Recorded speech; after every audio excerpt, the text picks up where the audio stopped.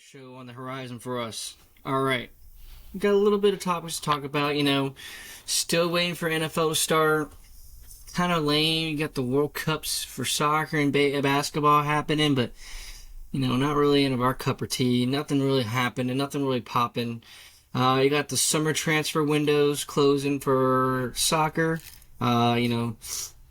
Zaha left us in Crystal Palace finally, but we digress. We move on. He only played 458 games with us. He might as well be a scrub anyways. Who's us? Hey, Crystal Palace, my boy. You need to just chill out over there. You don't know anything about English soccer. All you know is Arsenal and Man United. You don't know anything, okay? Don't try to get your head in something you don't know about. We're not much on the MLB, so we're gonna keep it light with it today. We're going to do one division and one division only in the NFL. Stay tuned for that one. You get to see who we picked. We're going to do this NBA top player rankings. It's a little questionable, so that's why we're diving into it. And lastly, we're going to end off with some trivia. A little bit of funness. All right, let's get it on.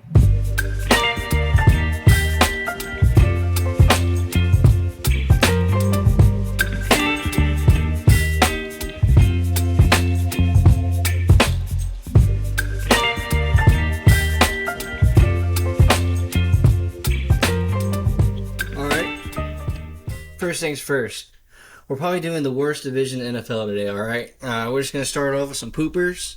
Every team's poop. They're all poop. You got the Bungles.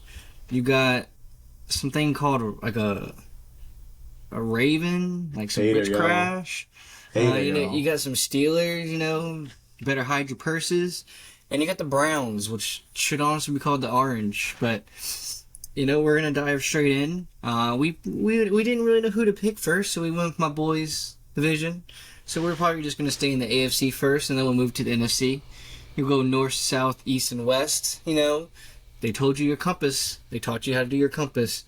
All right, so first things first, we're going to dive right in to NFC North. Since it's being your team's conference, Bengal, Bungle, whatever you want to call them, I'll let you take the floor first. Let you take the floor first. Okay, Bungle, lead the charge. I shall. And we're the Bengals. Thank you very much. Alright, so let's dive into this, y'all. I think, first of all, let's pick the division winner. And obviously, the best team in the division is Cincinnati. So for me, at least, I'm going to pick Cincinnati to win the division. How about yourself, good sir? I picked the Bungles to win the division as well. Good. You're a good man. See, ladies and gentlemen, he's a good man. All right, so now that we got the division winner out the way, both agree on that. I think it's probably best that we move on to, I guess, the records in the division. So as far as overall team records, we both broke down each team's schedules. So I'll just read off what I have written down. So I have two double-digit winners in the division, just like last year. It's the same two teams. So I got the Ravens, but I got them going 10-7. I got Cincinnati for slight improvement over last year at 13-4. I got the Browns going 7-10, and I got the Steelers with their first losing season. And I think it's like 20 plus years, right? So I got them going 8-9, just barely missing that 500 mark. And it was really tough for me because I feel like it could go either way. Like Steelers could go 9-8, they could easily go 10-7. But I just feel like they're a couple pieces away from getting to that step. So I'll pass it off to you. Let's hear your records. All right, so so the Ravens I had 10-7.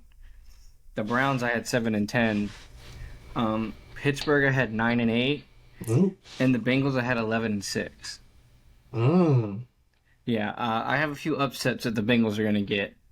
And I just think it's strictly going to be based on the Bengals have been good for the last couple years. I think maybe they just get a little cocky. So I had one upset in there. And I'll be a man and say what my upset I thought was. I have the Jacksonville Jaguars beating them. I just have a feeling Jacksonville's at home. Jacksonville is a pretty decent team.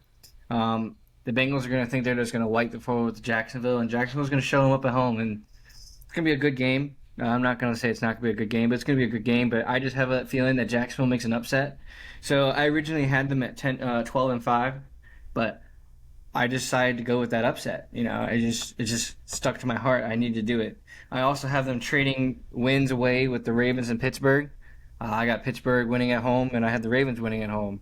I got them sweeping the Browns, so nothing big on that. I think the game they lose in Pittsburgh, they're probably going to lose like a freaking 17-14 game. Like, Joe Burrow is just going to go out there and he's going to have 14 points in the first quarter or first half, and then defense just shuts him down after that. And Pittsburgh just somehow finds a way to make things happen defensively. Not offensively, defensively. Because they're at home, because that's what they do. And the Ravens, I just had that one, just the Ravens taking it at home because the Ravens aren't slouches. So, outside of that, I mean, picking everyone who had to beat the Bengals, I mean, at this point, I can't go back and look at all that, but I got them at 11-6. So they had some losses here and there throughout the schedule. I think I've had them to lose to the 49ers. I do believe. But outside of that, I can't remember other teams I had to beat them. But I just remember the only one that was controversial, which, they might end up 12-5 just because they beat the Jaguars.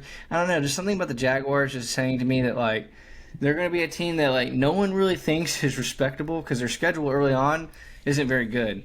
So they're just going to walk into Jacksonville and be like, yeah, you guys, your record might be good, but you haven't played anyone. And then they're going to just be like, oh, maybe they're not so bad. And then they're probably going to play them again in the playoffs, and they're going to beat the crap out of the Jags in the playoffs. But they had to lose that game during the regular season to understand, what the Jags are capable of. And you'd rather than lose in the regular season than the playoffs. So I really thought about this one. If we want to dive in deeper, I mean, reasons why I have the Bengals losing certain games that they're going to lose is, I don't think the Bengals O-line is the most strongest thing in the world. We know that. So I have the feeling that, like, Jacksonville has a very young, youthful defensive line that will show maybe the offensive line some troubles that game. Obviously, Pittsburgh and the Ravens both strong suits getting to the quarterback. So I feel like that's why those two teams at home can actually upset and beat their Bengals. I don't really see anything other than Myles Garrett on the Browns scaring Burrow. And at that point, they can just double-team Myles Garrett and just call it a day and try to settle up shop in other places. And, I mean, to be fair with you, the Browns, I don't know. I don't like the Deshaun Watson trade. I'm not even trying to do the Deshaun Watson massage slander or anything anymore. I just don't think that, like, getting him at quarterback solved your problems. You still don't really have any wide receivers outside of Amari Cooper. And I don't think Amari Cooper is what he used to be or once was. So I think that's also my next thing with the weakness of the Ravens is they want to expand on Lamar Jackson, but your number one wide receiver is Odell Beckham Jr. I said it before, I don't think he's a good number one wide receiver anymore. When he was really showing out at the Rams, he wasn't the number one wide receiver. He was borderline the third receiver because he hadn't really gotten in the system. So he was kind of like floating around there for the first 2-3 weeks that he was there. By the time he got in the playoffs, you could say he was the number two wide receiver. But before the playoffs, you couldn't really say that he was the number two. Even then, I do believe that this true number one receiver isn't even a receiver on this team. I'm just going to have to say Mark Andrews is their number one wide receiver, but he's a tight end. But we're still going to label him as receiver. We're just not going to label him as wide receiver. So I kind of have questions on the skill position when we know going into the season that J.K. Dobbins is going to be your number one back. Questionable. I get it. He's more of like a bully kind of back in comparison to Lamar being your elusive back. But I still kind of wish they would have gotten a little bit more spicy in the running game, like a little bit more of a pass catcher kind of role. There's so many of them coming out of college now that you could have done something like that. They just haven't. And then Pittsburgh. I mean, for the weakness of the Pittsburgh Steelers is this. The O-line is not what it used to be, and it's gotten really old, and they need to grow it a little bit harder. Secondary-wise, probably one of the best. Defensive line-wise, probably borderline top tier. But the O-line is aged and isn't quite what it once was. And also with the D-line, I'm going to hop right back onto what I just said. D-line-wise, outside of the Watt brother, D-line isn't anything but old men. And I'll say here, I don't know how long you're going to get into the season with that, playing that kind of style. I kind of would rather have a little bit more youth. But it is what it is. It's kind of hard to try to change up your season now, so you kind of have to roll with it as you got it. But I think they should have gone a little younger on the defense. In terms of the defensive line, obviously I don't look at every single transaction that goes down with the Pittsburgh Steelers. I only took a quick gander at their lineup or their roster, so I might be talking complete trash here. But I mean, their main guys they're going to use to start every game at the beginning of the season are a little bit up there in age. So outside of Watt, there is no real threat and scariness on that D-line, kind of like the Browns. And like overall, as a defensive unit, I think it's pretty good. But it just lacks like a youth. It just lacks some youngness to it, which the Ravens, I'll say the same thing. The D-line isn't anything scary or awesome, but it has a lot of youth in it, which you can build on over a season. And like some of these guys, like they're not household names to everyone, but like I recognize half that defensive line, and they're pretty decent. So I just have the Ravens finishing 10-7. I think their weakness is going to be a skill position. I just think outside of an elusive running back that can pass catch and wide receiving core, I think that's questionable. Bengals, really the only thing that's the problem with the team is the O-line. Maybe you might know it better, but maybe cornerback. I know that injuries have caused that to be a problem for you guys in the past. I didn't really take a look at how much you try to stock up and grow it. But I know you lost Jesse Bates and you lost Von Bell in the same season. So, but you did lose some of them to injury last year anyway. So. Yeah.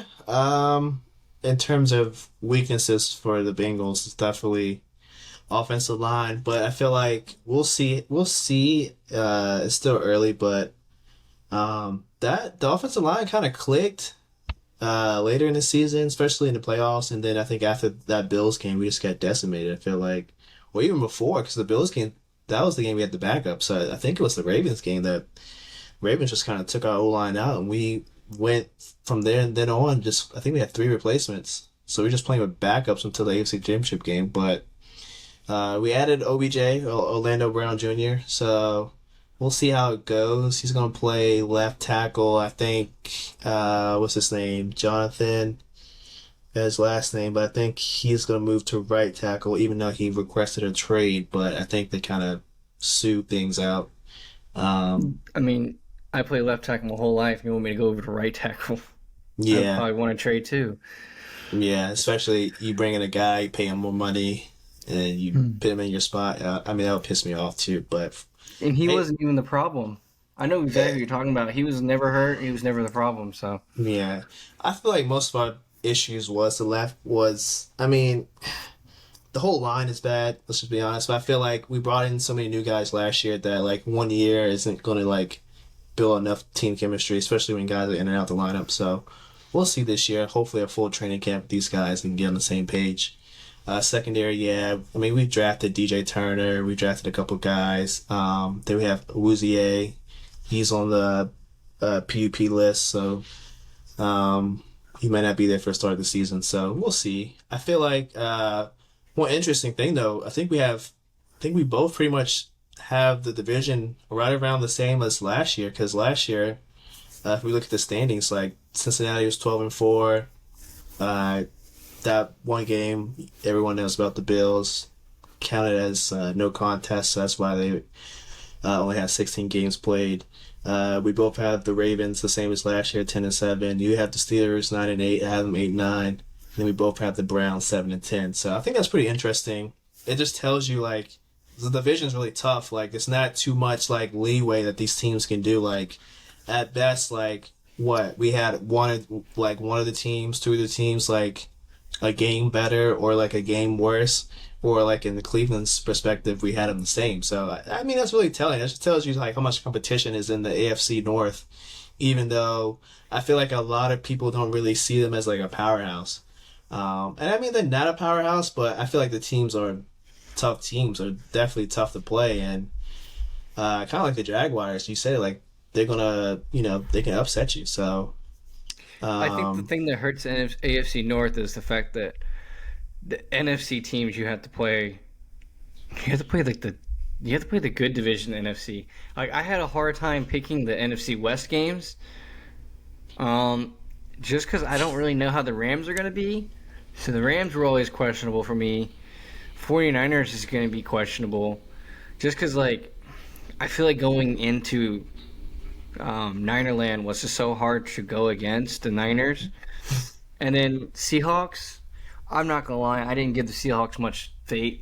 I don't put much stock in the Seahawks.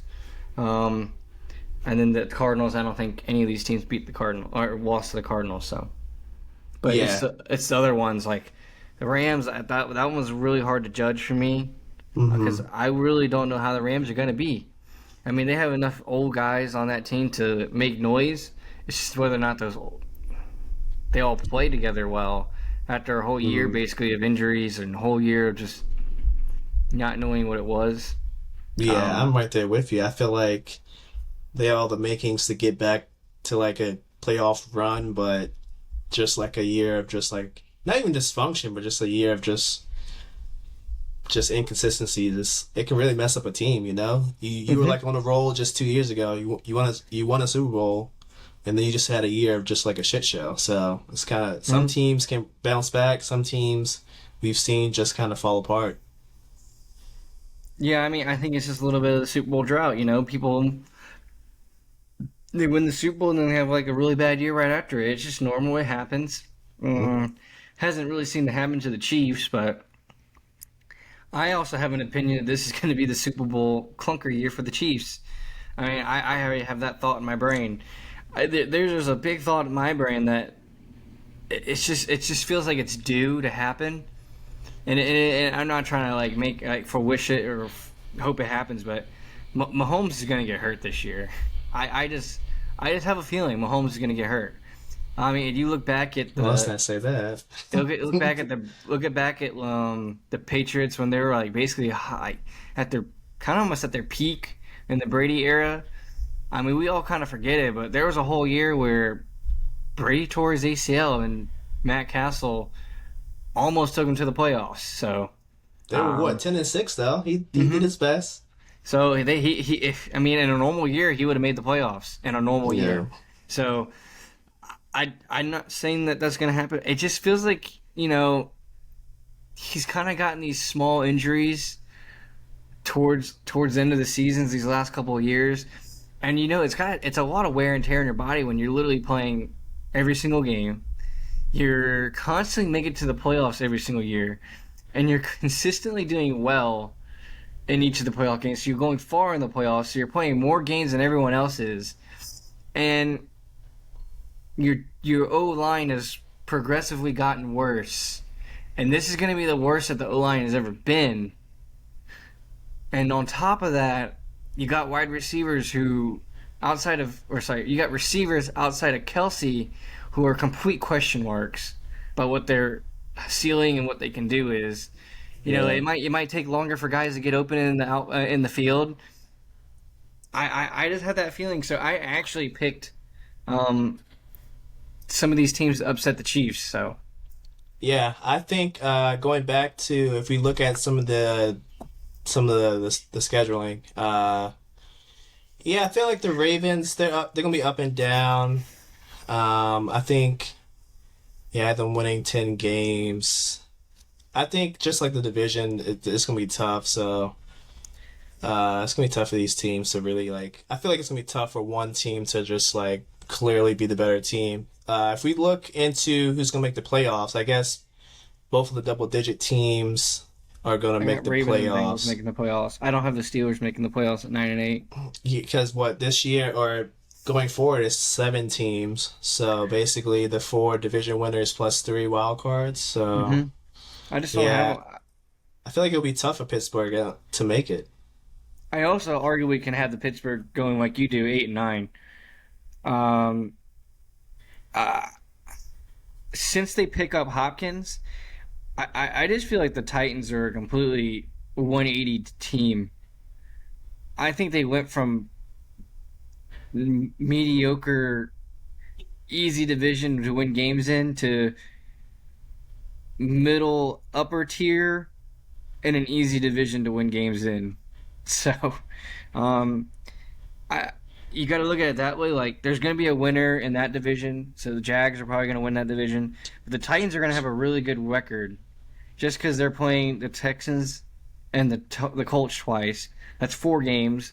They split the series with the Jags. That's 5 games. That's an easier schedule to have and more free games to have than the Steelers and the Browns to have. So I just feel like that doesn't aid the Steelers. And then if you look at the other divisions, I mean, the AFC is just full of like good quarterbacks. Mm-hmm. And if we look at the AFC West, they're arguably going to get 2 teams. So, I mean, 3 teams. 3 teams, sorry. Potentially, yeah. Yeah. I think let's break down the division a little bit more. I guess let's kind of rank the skill positions. I guess let's obviously start with quarterback. Who we have number 1 quarterback in the division? I just go Joe Burrow. Yeah, I go so. Joe Burrow, Lamar, Deshaun, Pickett. Pickett? Yeah, I feel like that's fair. Running back. Who's the best running back in the division? Chubb, Harris. No, I'm gonna go Chubb, Mixon, Harris, Dobbins. I agree. I feel like if Mixon can run behind a decent O-line, he'll get back to 1,000+ yards. I feel like last year was just like the O-line arguably was worse, especially in the beginning. My only reason with picking Mixon ahead is the Panthers game. Panthers were a pretty good. The Panthers were a pretty good run defensive team, and then Mixon just had a game of his life. And 5 touchdowns. Yeah, and then we've never seen Najee Harris even come close to anything like that. So yeah, he's up and coming though. Najee Harris is really good. Yeah, but Najee's never just straight up taken over a game before. A game like that. Yeah, not like that. He's gotten 2 touchdown games, but he's never just absolutely obliterated the team solely by himself, which is with a young quarterback something you may or may not have to do sooner or later. So this is true. Receivers. I guess let's go best receiver and then best overall. I guess a 3-man rotation. Now for this one, this one's hard for me, so I'm gonna go only receiver based. Bengals, Pittsburgh, Ravens, Browns. Who's the best? Who has the best single receiver? We're including tight ends too, because why not? So as a skill position as a whole, I would flip it: Bengals, Ravens, Pittsburgh, Browns. Bengals, Ravens, Pittsburgh. Yeah, I agree. I think just because Mark Andrews is like the third, arguably the second or third best tight end. So I feel like and Brett Varmuth's just your consistent, maybe 5 catches. 60 yards, 7 catches, 80 yards kind of guy. He doesn't light you up. He doesn't do anything crazy, but he makes plays on third downs and stuff like that. Or when the quarterback is scared and running around, which, helps him out. But I think as a wide receiver core, I think I'd rather have Pittsburgh's than I just think that they're just so young. The only problem with the skill position though for Pittsburgh is their wide receivers might be better. They're young. But their quarterback isn't better. And he's young, too. They got the kind of like the double-edged sword where you have young and young. And Cincinnati is working because you got Chase, you got Burrow, you got Higgins. They're both young. But I feel like in Steelers' case, Pickett's kind of like hurting that a little bit. In the Ravens' case, like, I do give them slack because they're a little bit older, but I think I'd rather have Zay Flowers, Andrews, and Odell than I'd rather have Johnson, Pickens, and Freiermuth. Yeah. So, and then the Browns, like, it's not even that they're bad at their position group. A lot of average guys, I feel like, It's except for Cooper. It's like Amari Cooper is like, it's like, dude, he's a good wide receiver, but number one is questionable. Like as a number one guy, he's a tough 15-ish guy. And then Donovan Peoples-Jones is a great speedster, right down, like straight line. But I feel like they lack like a good route runner outside of Amari. Amari's a hell of a. He's like probably the best besides him and Adams. Yeah, but I just double team you. Like, here's the problem: you just get double teamed. Like, that's the only problem with the Browns is Amari's that guy, and you're gonna get double teamed. And Njoku is a good tight end, but the man gets hurt too often. He gets hurt too often. So no one steps up on that team in terms of receivers. They need someone to step up. And it allows Amari to get double teamed. And Amari's not big enough of a guy to get double teamed. Like, if you double team Amari, you can take away Amari. It's not like you double team Mike Evans. Mike Evans or a Mike Williams. Yeah, you can double team them, but they're like 6'5" and they'll mosh you. So is that what you really want? Tall, fast, physical. Yeah, that's not happening. If a quarterback gives them a 50-50 ball, you can get mossed, and a lot of guys don't want to end up on the highlight reel. They'll just take the flag. Yeah, this is true. And they don't have to worry about that with Amari. They don't have to worry about Amari mossing them. Because Amari can, but not like you said, not double coverage consistently. O-line. Let's rank the O-lines. I'm going probably Browns, Ravens, Bengals, Steelers. Yeah, I was going to go Ravens, Browns, Bengals, Steelers. Okay, so we basically flipped the Browns and Ravens. I feel like the Browns have the best offensive line. Chubb just fucking doesn't get touched for like 5 yards. But my thing with the Browns is like their pass protection's a little sus. Yeah. But I'll say that. Run blocking though, they're so good. They're so good. So the Ravens, they have such a good run block as well. But my thing with the Ravens is you don't really know how suspect their pass protection game is, just because it doesn't matter, because Lamar will just break out of the pocket and then sit on one of the flats for 2 seconds and buy some time for the O-line. Yeah, it's hard to tell. That's why I have the Ravens second, because on any given play, you either have to have a spy or you have your ends running contain. Mm-hmm. So there's not much of a pass rush. You basically just have, depending on the front, you either have 1 or 2 guys rushing. Plus, maybe you're throwing a stunt. So like maybe you have 3 guys at max where you bring in you bring in a linebacker, you bring a safety, or you bring a corner on the edge. So it's like it's kind of hard to tell with the Ravens. You have to play them way different than any other team for the most part. Yep, completely different, which is it's a good thing and a bad thing. Yeah. I think it really makes you bottled up, and it makes you really easy to figure out what you're going to do, but it also makes you really hard to stop, because not every single person does it every single week. It's hard. I mean, you got Lamar.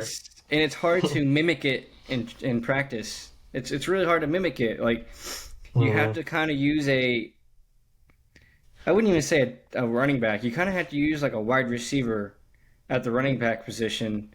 At the quarterback position in order to like get his fluid movement in the backfield. But then no wide receivers throwing the ball, so then the secondary is not getting the same practice. So it's literally just 2 different ways you have to just draw it up. Like, you basically have to have your secondary playing against the first team, and then you have to have your defensive line playing against like the second team, but having a wide receiver as the quarterback, so that way you can keep figuring out how to contain that man in the backfield. He's super fast and jukey. I feel like for the scout team, though, you don't hit the quarterbacks anyway because they have the special jersey, so you can't hit them anyway. But I feel like if you're at least a DB, you just probably got to worry about play action. Like, I feel like that's probably the most important thing they look at is don't fall for play action. Like, don't get beat deep. Safeties, you have to, call out and, like, rotate accordingly. Like, if you're single high, hey, let's switch to the strong side. You got to, be able to call those things out. I think at this point, every team on their practice squad has to have a mobile, running-ish quarterback now, just in order to prepare for these games. 100%. That's the only way you can do it. Defense. I feel like we took care of offense.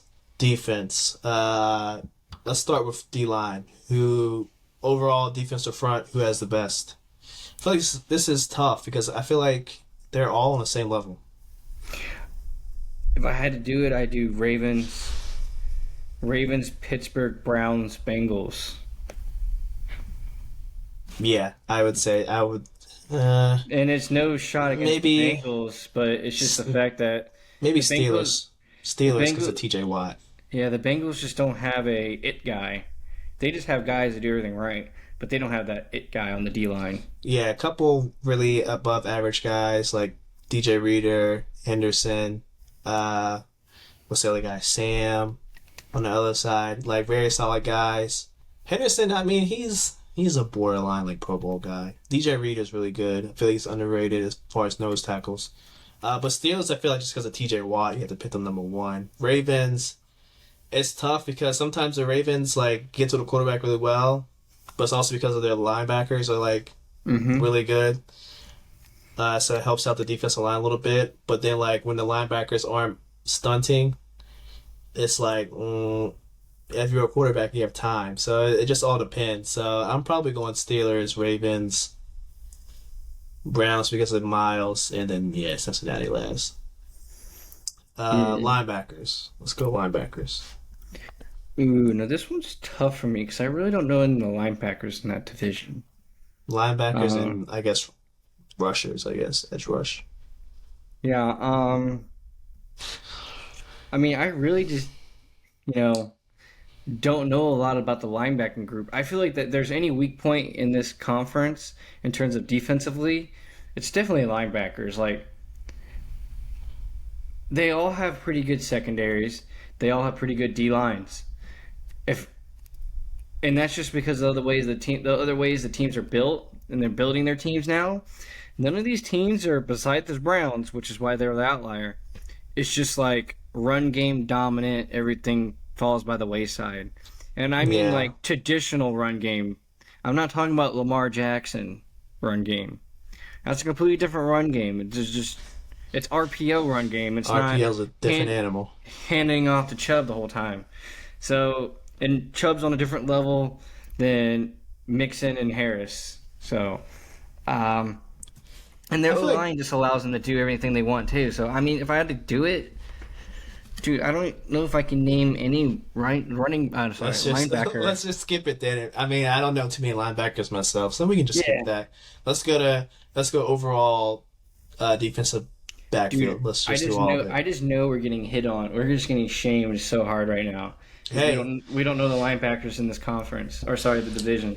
I mean, the conference too, but I mean, let's be honest. It's pretty hard to remember. I mean, at this point, hundreds of names. Each team has like 50-some players, so that's going to be tough. I think it's 55 now is a legal limit now. You can have 55, 56. It was 53, but they boosted by 3, I think, for the extra game. But extra game, extra quarterback. Secondary, okay. I actually like this one, and I'm gonna go with this one just cause. I'm gonna go with Pittsburgh. Number 1, Browns, Bengals, Ravens. Pittsburgh. Reason I have the Bengals behind the Browns, just because they have a lot more. I guess I want to say names. Like the Bengals are really young, but they look really good. They're young. But Aluzier, if he was perfectly playing, they might jump above the Browns. But the Browns secondary is just really mean and good. Pittsburgh, I mean, you got Minka. The kid they just drafted. Joey Porter. Mm-hmm. I mean, their corners are always good every single year, anyways. So Mike Pittsburgh Tomlin, wise, he does a good job with corners anyway. If you're in the secondary, Mike Tomlin, he'll take care of you. And this isn't slander against Marlon Humphreys of the Ravens, but I mean, outside of him, That's it. Your next star is the guy from Notre Dame, Hamilton.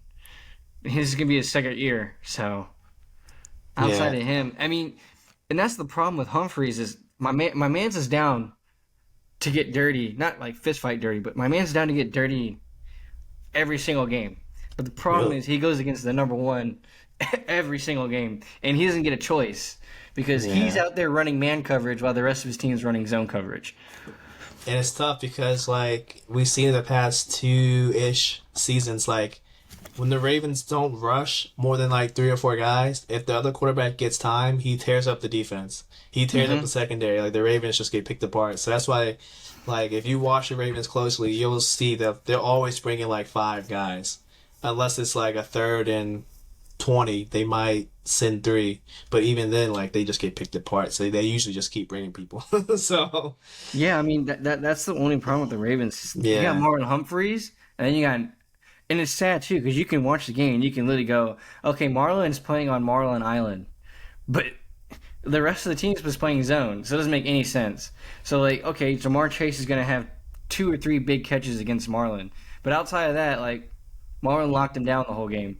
Doesn't matter because Marlon has to go against Jamar Chase for, 48, 53 snaps, offensive snaps. You're just bound to get beat. Like, I know Marlon Humphreys is pretty good, but he's not like Darrelle Revis. He's just not that good, he ain't that guy. It ain't slander. It's just Being real. over 7 to 8 drives to get beat, 2 or 3 times is perfectly fine. Yeah, I agree. So yeah, we agree on secondary as well. Let's move on to coaching. So, coaching. Who has the best head coach? Pittsburgh, Ravens, Bengals, Browns.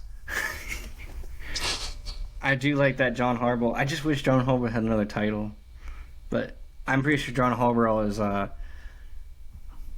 think he's just top tier coaching because him and his brother are just really good at what they do. Because if John Harbaugh hit the streets, he would be signed in 3 days. Someone would just give him all the money expeditiously. Same with Mike Tomlin. If he hit the streets, he'd just be signed immediately. Yep.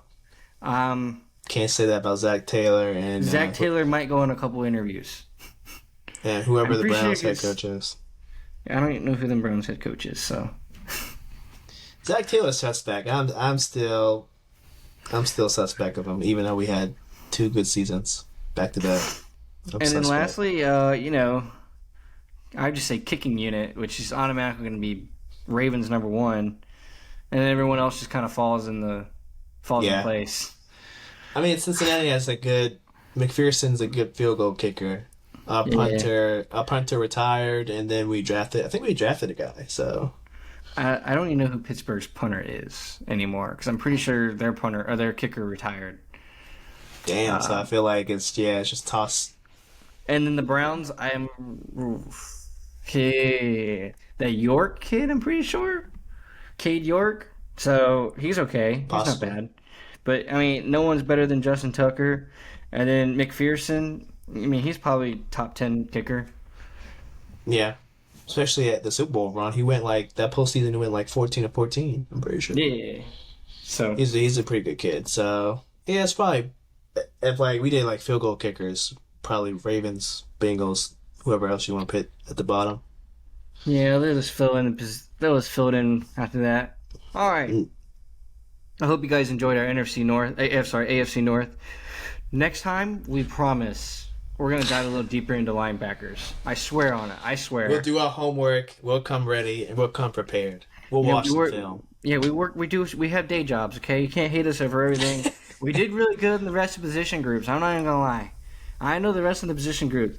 It's just linebacker in this particular division. I don't know crap on them. I mean, if you ask me some other divisions I can help it. I can help you out, but AFC North, I just feel like that's something that like in the last few years has something that they've kind of lost. I guess like the notoriety, like the big names. I mean, at one point you had Burfict on there. You know, you don't really want to write home about Burfict. Man was still good as long as he didn't get a foul. Before he was knocking people out, he was pretty good. You know, Ryan Jazier was there for the longest. Yeah. So, I mean, they're always good at their position group. There's just never anyone that really stands out in your brain. Notable, yeah. Terrell Suggs is definitely gone by now, right? I'm just not an idiot for saying that. He's definitely been gone. He's definitely gone. He's definitely been gone. So, yeah, I don't have anyone that comes to my brain for that division group, but we'll get way better at it. We'll make sure we hit on that one next time, whatever AFC team we pick. Pretty sure we're going to go AFC South next time. You know, North, South, East, and West. We just basically told you how we're going to break it down. So next we have the NBA top player rankings. You have the list, and right after this, we'll start cracking down on suspects on that list. Boom, boom, boom, boom. All right, we made it, boys. We're on the home stretch here. We're going to dive into a little bit of NBA top player rankings according to The Ringer. And then just released is the top 100 from the NFL, from the Players Association. We only have 100 through 91, but we'll dive a little bit into that. We're not going to get too deep with that. But I know you have some thoughts. I'm just going to let you get it off your chest. The Ringer's top NBA players. Yeah, what's hurting you right now? This is the Ringer. Okay, we didn't make this list. We're not going to blame ESPN. We're not going to blame NBA.com. We're not going to blame CBS, Fox Sports, any of the other outlets. This is strictly a Ringer. If you know, they're not the smartest, they're not the brightest, but we're gonna do a semi deep dive. I'm gonna read. So they rank 1 through 25. I'm gonna read the whole list, and there's some obvious just bad decisions made here. All right. Number 1, the champ, Jokic. Number 2, we got Steph. Number 3, we got Giannis. 4, we got Kevin Durant. 5, Joel Embiid. 6, we have Jason Tatum. 7, Luka. 8, Kawhi Leonard for whatever reason. Number 9, Jimmy Butler. 10, we got D-Book. 11, Street Clothes. 12, Goat James. 13, Shai Gilgeous-Alexander. 14, Dame Lillard. 15, Donovan Mitchell. 16, Champ, Jamal Murray. 17, D Fox. 18, John Morant. 19, Fat Suit Man, James Harden. 20, Sabonis. 21, we got Bam. 22, we got Jaylen Brown. 23, Ice Tray. Congrats for getting married, by the way. 24, Ant-Man. And 25, we got PG. I pretty much already said it, the shade. Kawhi Leonard, why is he number 8, bro? He barely plays half a season, and he's number 8, and he doesn't play both sides of the ball as good as he did. Not even like as 3 far years back ago. as 3 years ago, like his first season in LA or his championship run in Toronto was like peak Kawhi, and he's like seriously declined. I mean, maybe not offensively, but like if we look in terms of defense, this guy was like the best defender in the league. Now he's turned into like a cone almost. It's almost a traffic cone. Like, and he's at number 8, and he doesn't play games. That's unacceptable. What are your thoughts? So you brought it up earlier that you would take Shea and you'd put him in the Kawhi spot. I'm completely fine with that. My kind of beef comes with De'Aaron Fox. Like, we just ranked this man the clutchest player last year. Yeah. Like, the most clutch guy. And you had him at 17, which is questionable to me, because that just feels like a little too low for your most clutch NBA guy to be so far down. You would think the guy has to be close to... I mean, if he was ranked 12 or 11, I'd be okay with it. But 17 seems really, really far down. And also because, like, De'Aaron Fox plays every single game. So the fact that he's lower than Anthony Davis or LeBron just seems a little questionable. Because even though I would take Anthony Davis and LeBron over De'Aaron, if I'm doing a regular season ranking, though, I'd rather have De'Aaron because I know De'Aaron's going to play 72 of 82 games. I know LeBron's probably going to play 60 of 82. 60. Yeah. And I know Anthony Davis will play 40 of 82. Mm-hmm. So, same with Kawhi. Like, okay, Kawhi's not a bad thing to have, but he's going to play 40 out of 82 games, and he's not going to play He's not going to play any defense. LeBron ain't going to play defense in the regular season, but playoff time, LeBron will play defense. Yeah. Anthony Davis will play defense, but I mean, that's not the point we're making here. My point is, like, there's just certain guys who we should be higher. And I think, like, LeBron James, like, his just name status alone has him up at 12. But I don't think LeBron James would be mad at anyone if we bumped him down to 15. LeBron will probably be like, yeah, dude, regular season LeBron is probably 15. Playoff LeBron, top 3. Don't ask questions. Yeah, because at first, like, when I saw Kawhi at 8, I was like, okay, I'm automatically pitting LeBron at 8. But then I was like, if we're doing the same criteria, LeBron the past couple of seasons hasn't played as many games either, so I can't do that. SGA, like the leap that he took last year, scoring like what 32 a night, game. Yeah, 32 a night. He took less threes to get there. Like he was shooting a lot of threes like 2 seasons ago. Last season, cut down the threes, scoring went up, which we usually don't see. And his assists went up. Assists went up, and got his team to the play-in when they were considered like a bottom lottery team. Like, that was just incredible for me. So I feel like he easily should be top 10. My other gripe, I'm with you on Fox. Bam is a top 20 player. He's better than Sabonis, and he's better than Fat Suit Man. He's better than Harden. Yeah, so let's put him at least 19. I feel like he's at least 19. Yeah, I'd probably put him. See the Ja one's hard because, like, how do you even rate Ja anymore? I think you kind of have to leave Ja out of the top 25 because we don't even know if Ja's ever going to come back. Because the man doesn't know how to put a gun away, dude. The man doesn't know how to put a gun away. Yeah, but he's like a top 20 talent, but like player. If you get the base off player and like playing and being available, you're right. I think he's outside. Yeah, man, he's no use to me. He just wants to wave his gun around. So, I mean, that's kind of honestly shocking that none of us had a problem with the top 5, and we don't even question the top 5. I do. I kind of question Curry being that high, but I have a problem with Kevin Durant at 4. I would have picked. You got to pick the MVP. How's the MVP not second? I feel like that's my big problem. I feel like Curry needs to be like 3rd. But we also said that we didn't think Embiid was the MVP. We also thought Jokic was MVP. Both of us thought Jokic was MVP. This is true, but Joel was at least a runner-up. Yeah. So he should be 2nd. Probably Curry. Curry 3rd, because without Curry last year, the Warriors were done for. Like they were a mess. So I think Curry's just like a little bit more valuable than Giannis right now. So I'd probably go Jokic, Joel, Curry, Giannis, and you know the thing with Tatum. Tatum was kind of in the MVP race for a lot of the season, so it's kind of hard to move him away from it too. So.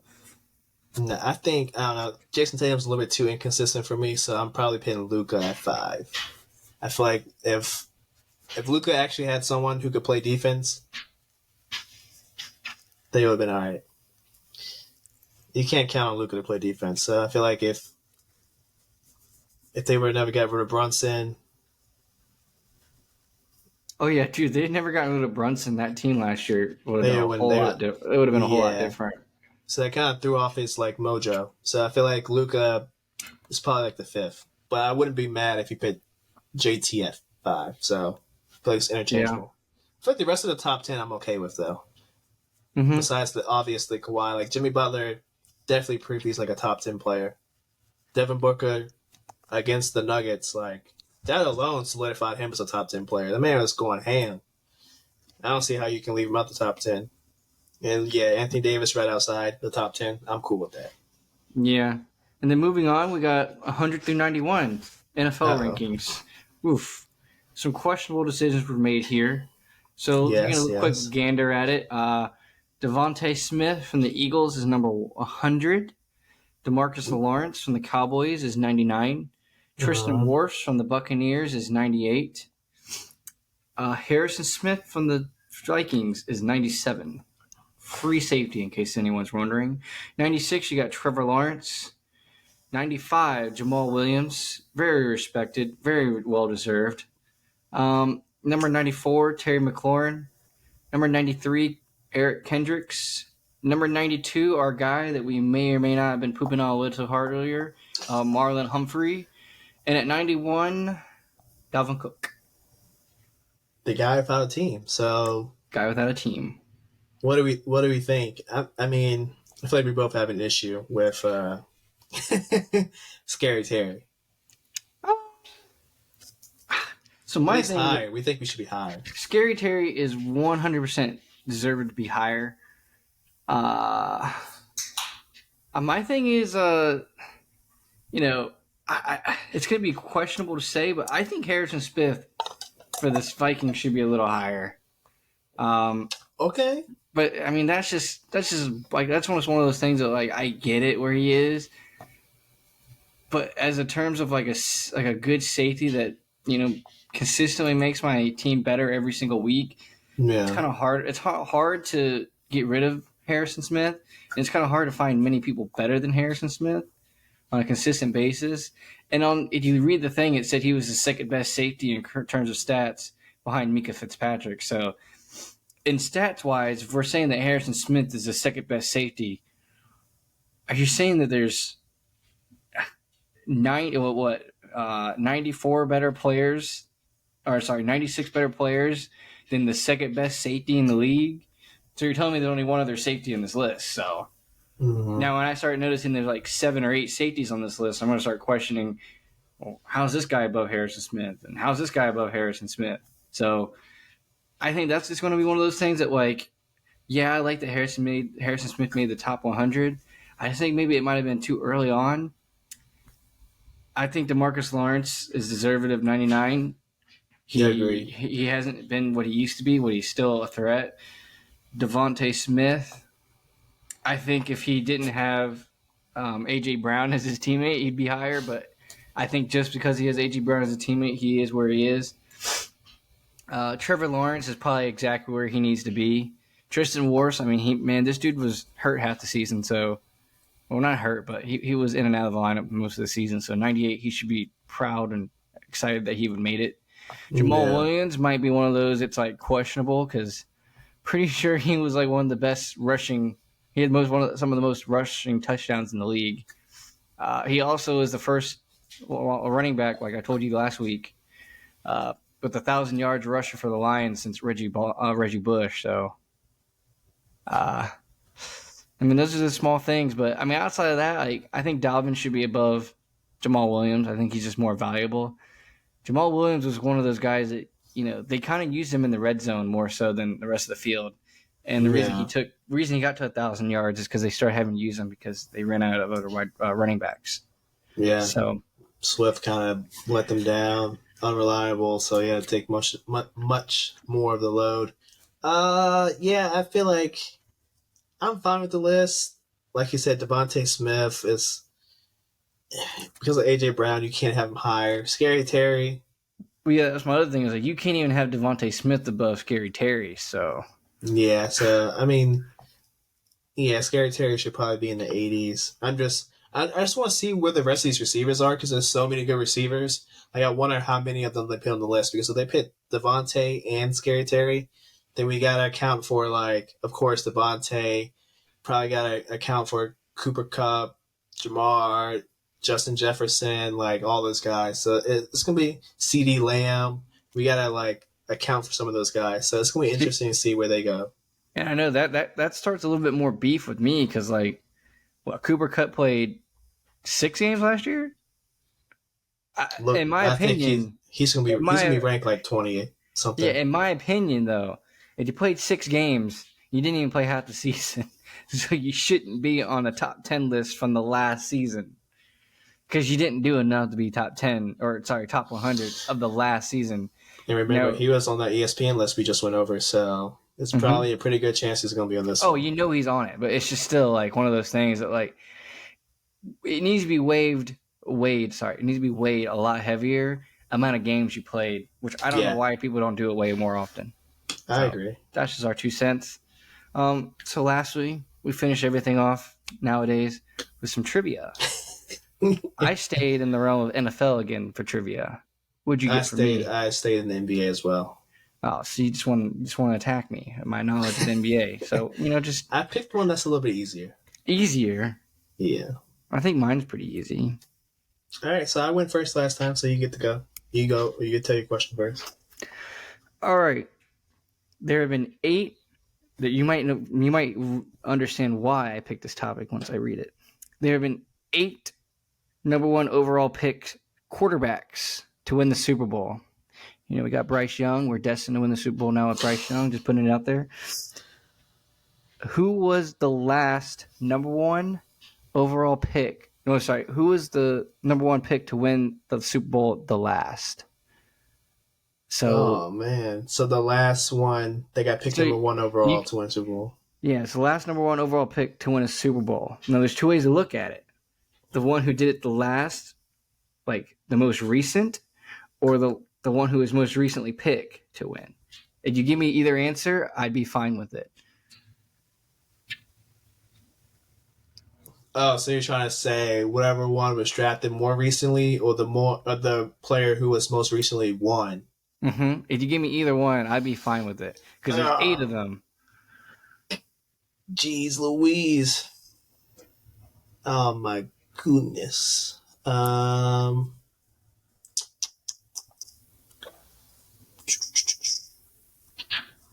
feel like Stafford, right? Stafford wasn't the number 1 overall pick. Ah, shit. Why did I think Stafford was number 1? I'm pretty sure he was like top 5. I think he was a top 5 pick. He was up there.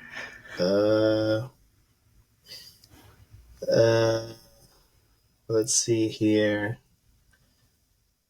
Honestly, it was probably Peyton Manning then. Oh, you got it. Now, you could have said Eli Manning, and I would have been okay with it. Because he was the most recently drafted. But Peyton Manning was the last number 1 overall pick. Or quarterback. Now I'm curious. I wonder what Stafford was. Let's see. Stafford. I don't know what Stafford was. But, so there was 8 guys who were the number 1 overall quarterback picked. How many of those 8 do you think you know? We got Eli and Peyton both out there. There's 6 more. It says right here, Matthew Stafford was the first overall pick by the Lions. Oh, was he? Because on the thing I had, which was updated in 2023, they didn't have Matthew Stafford on there. Someone's messing with us. Oh, well, maybe you did win. This is Wikipedia, so this may or may not be right. All right, so Matt Stafford, Eli Manning, Peyton Manning, Steve Young. So that would make it 9. So if we add Stafford, it'd make it 9. And Steve Young was not a number 1 overall pick. Steve Young was it Joe? Was Joe number 1? I don't know that answer, but neither one of them were number 1 overall picks. Fuck. All right.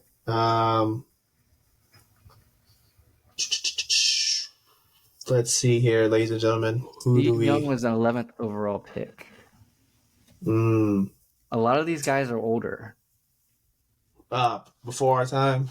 Some of them were right at our time. Well, as we were they were leaving as we were starting. And then other ones, we know them very well for different reasons. Aikman? Aikman is one. So broadcasting-wise, we know Aikman, and he was on the way out when we were on the way in. Bradshaw? Terry Bradshaw was a number 1 overall pick. So now you got You got 3 more. I feel like Doug Williams, was he a number 1 pick? He was not a number 1 pick. Oh, man. I'll give a hint. One of these guys is an owner. Or, no, he's not an owner. He's a president. Sorry. He's a president of one of the 32 teams.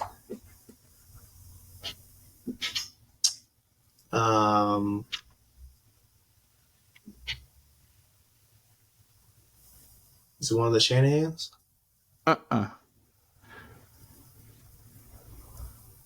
I'll list them off when you're ready. Yeah, I don't know the rest of them then. So I don't think you're going to get 2 of them. One is Jim Plunkett. Nah, I don't know who that is. And the other one is David Carr. David Carr won as a backup quarterback. The one that I thought you might get, who's currently a president, is John Elway. Elway was the number 1 pick? Yep, Elway was the number 1 pick. But nice job with the Peyton Manning. Yeah, even though it might be Stafford, and I might have gotten my fact wrong. But according to this thing in 2023, it was Peyton Manning. Peyton Manning, yeah. Okay, so that was a good one. That was a good one because, yeah, it's hard to there's been a lot of number 1 quarterbacks, but not too many of them have won because not all of them have panned out. All right, let's get into my little tidbit. We're back in the NBA, and we're going to stick with the draft, all right? The draft just happened a couple weeks ago. Let's stick with the draft.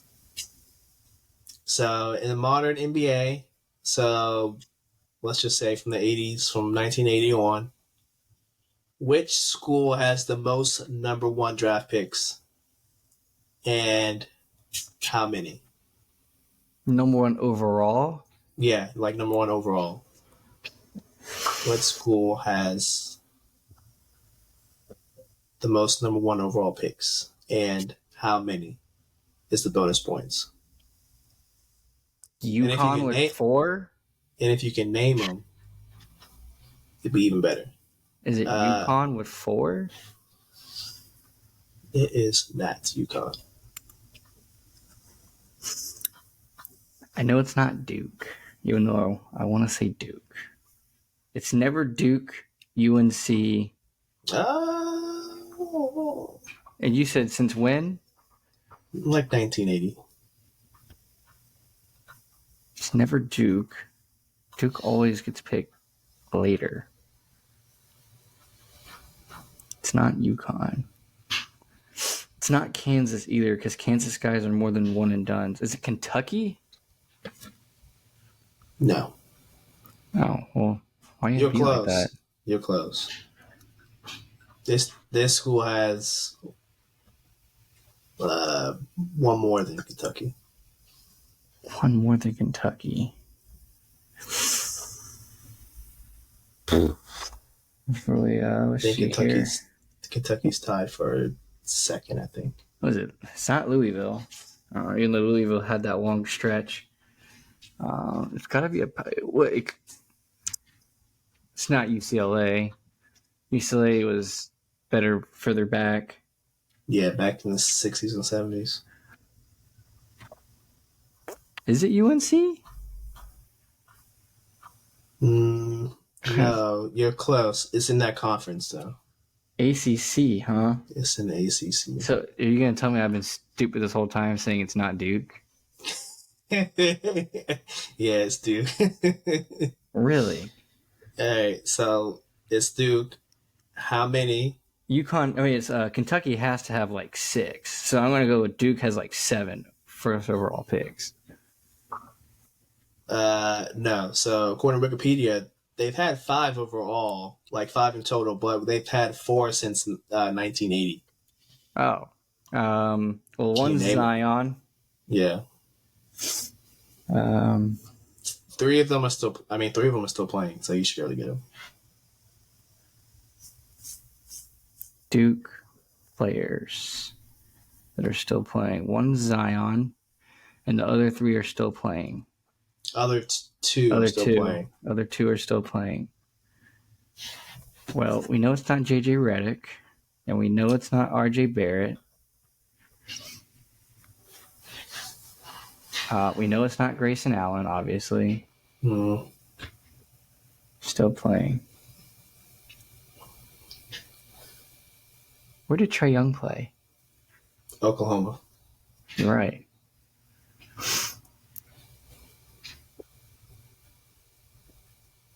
Hey, puppy dog.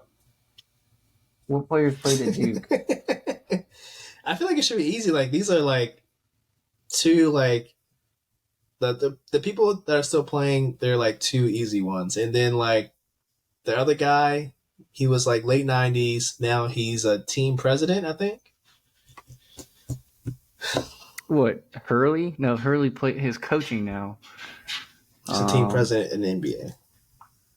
Well, I don't know any team presidents, so Okay, so I mean, but I'm trying to think of current Duke players that I grew up watching because I would have watched them.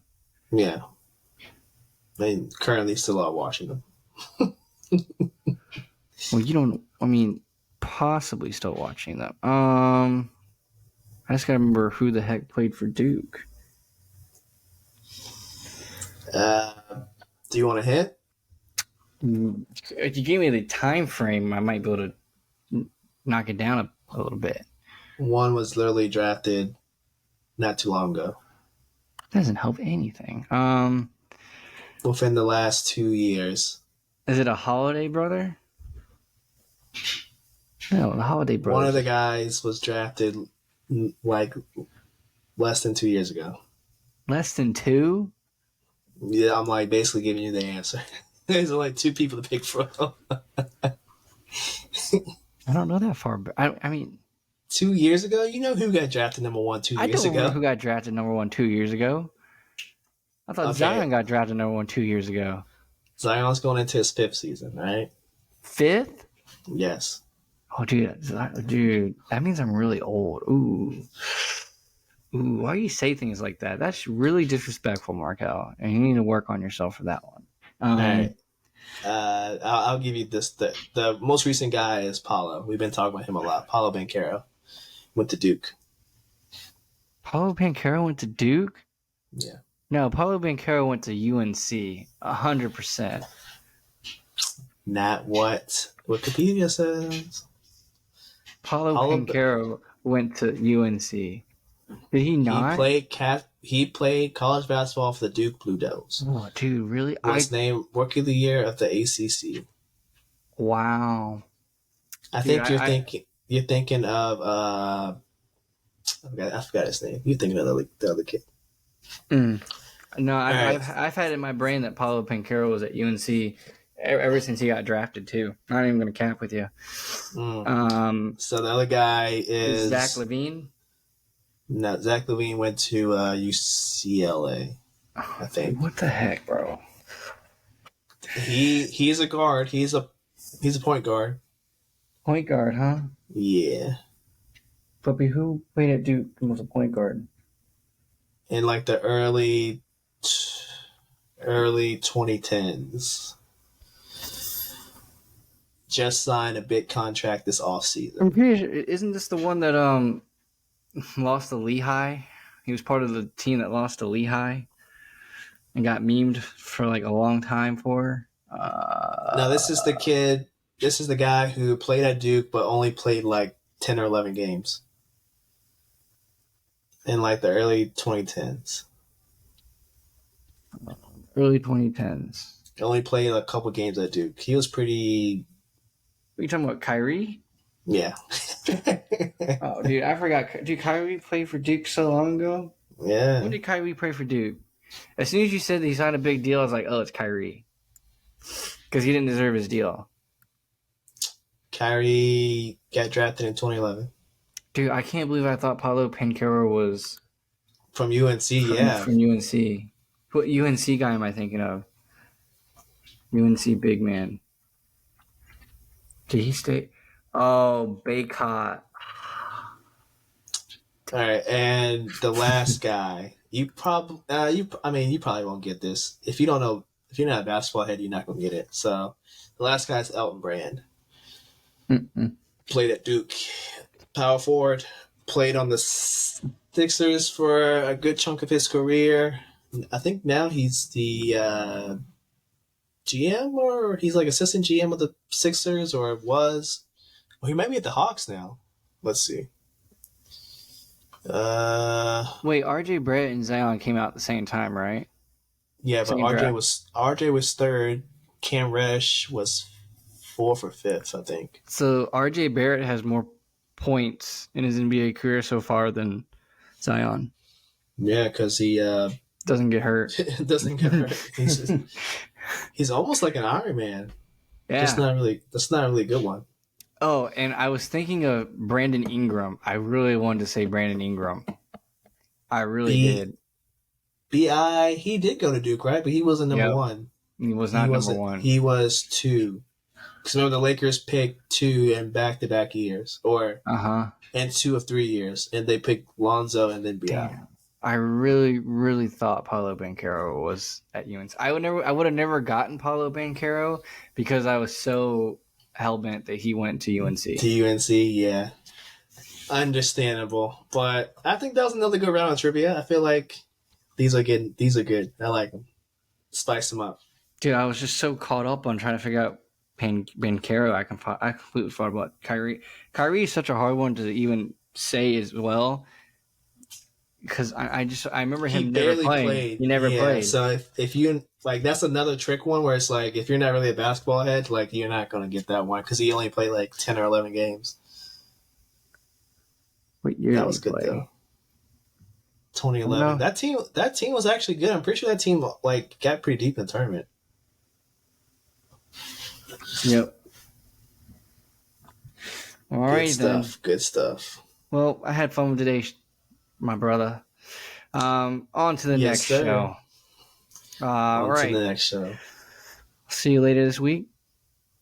See you later this week with some more NFL news, some more trivia. I think I'll switch it up. I'll do some NFL, maybe some MLB. I'll find something good and juicy, something that'll get you again. Yeah, you tried to act like you knew Premier League soccer earlier, so I might go Premier League soccer and just completely wham on you, just to try to hate. I might do my homework, and we need to do our homework with linebackers too. So linebacker homework is a given. That is on the to-do list, but that is the show.